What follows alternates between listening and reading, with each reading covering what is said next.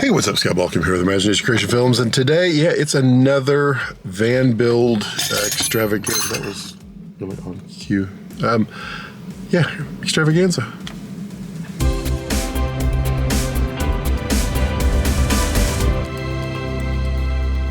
So in today's van build diaries episode, whatever you want to call it, we are going to be putting in a cruise control, and it's a big white box with parts and stuff and things. It looks to be a fairly simple job. This is a Rostra cruise control, specifically for the Ram Promaster. So we have to solder one wire.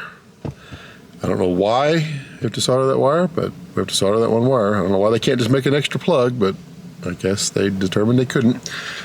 But yep, we'll solder one wire. Everything else kind of plugs in between. So you have T-harnesses that plug in between the accelerator pedal, and then you have a T-harness that plugs in between the OBD2. And then it's just hiding a bunch of stuff. So let's get into that. First thing we need to do is remove these four screwdriver here, and then we need to pop off this panel here, and then we're going to have to pull off four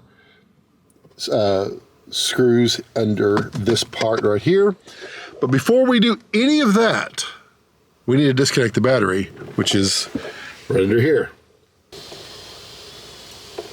He won't get in the pool if I look at him. All right, so the right here, there's a screw here, and then there's a screw right here. Those you need to remove this panel. This panel right here was actually only 2 screws, not 4. And it just unscrews right here and pops off. Those are all Phillips screwdriver heads. And then I recommend you getting one of these bad boys. This is just a magnetic tin. It will save you from losing some nuts in the future. Nuts, screws, bolts, you know, all that metal stuff. So we're gonna pull this off now.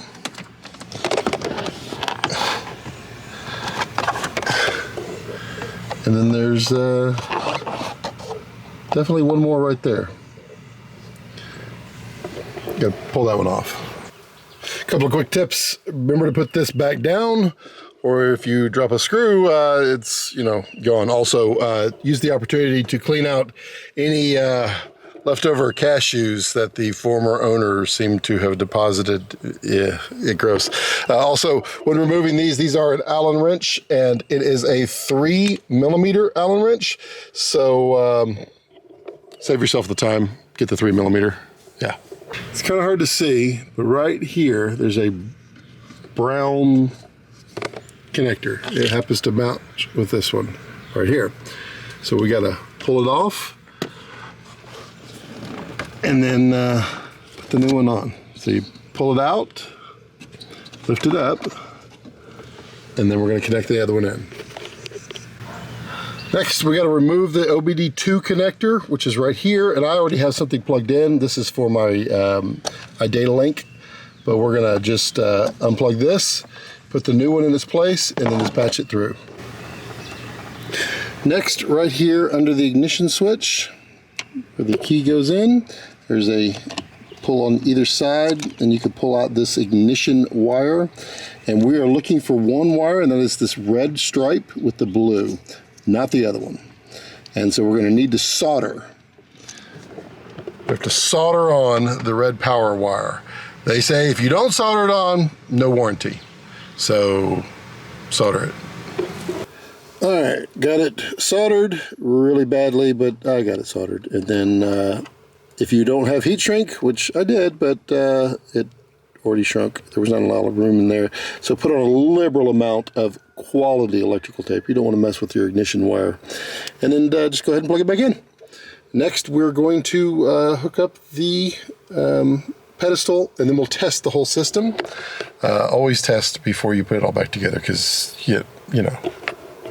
Next, we're going to take the panel from the bottom of the steering column. We're going to drill a 3/8 hole right here, and that's where the stock will go. The stock will go right in there, like that, and then magic. But you have to drill that hole first and mount your stock before you connect up these little doodads. This is a molex connector pins, but these doodads go onto connectors that won't feed through a 3/8 hole. Yeah, it's hot, I'm sweaty, but yeah. Feed these through, drill your hole first, then put your connector on. And this is what it should look like when it's mounted. Make sure you get that star washer and the nut off before you try to feed it through, and it just sits like that. And it is adjustable for the angles right here with a couple of little plastic offsets, but yeah, it'll be mounted. And then we're gonna hook it up with the molex connectors next, and then test it out, and then put it all back together. Now these little molex pins can be very easy or very tricky depending on how you're doing it. The way I like to do it, we're going to do the brown, goes in this one right here. You can't just push it in. It will like, well, apparently you can't just push it in. You need to use a pair of needle nose right at the end. Don't want to grab the connector, but just the wire right at the end. Then, trying to do this here one-handed. Verify we're doing brown, and then we push this in, and then you can push it in and it locks. That's how you want to do it, which didn't get on camera. We'll do this again. Yellow.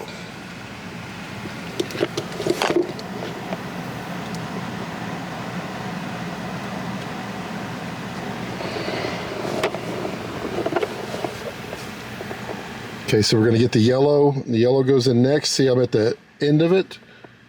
We're going to push it in and then push in a little further, and you feel it click. Now it's locked in. And then this one goes in, and it's locked in. So when we're done, you see the little keys at the top here. This little key here, the little key here. So from left to right, you should have black, red, blue. We'll verify that. Black, red, blue, and then green, yellow, brown. Green, yellow, brown with the key right there. And that's hooked up. Now we just got to connect it into the other piece. And that's what it looks like all together. It's just a simple little device. That's worth so much. It's hot out here. It's like 100 degrees. All right, I have completed the road test. It does actually work. As intended, it kicks in about 26 miles an hour. And it does exhibit that, other people have described it, at below about 35 to 40 miles per hour. It does kind of a surge and release, just kind of a, it's not horrible, but it definitely could use a smoothing circuit in there, or a better algorithm or something. It's fine above 35. But it does work. Yeah, I mean, the only thing I would say, I wish it had a cancel button instead of an on-off, or just tap the brake, because I like to just tap the button rather than hit the brakes. I don't like to, unnecessarily apply brake lights to people behind me. Cancel button would have been nice, but I didn't have cruise control. Now I do. I'm not complaining that much. So no.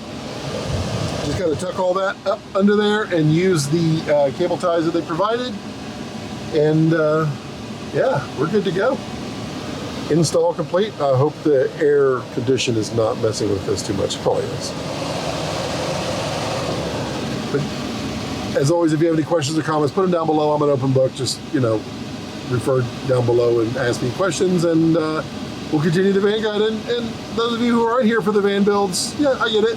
This is my channel. It's a filmmaking channel. This van is for filmmaking, but I mean, this is part of it.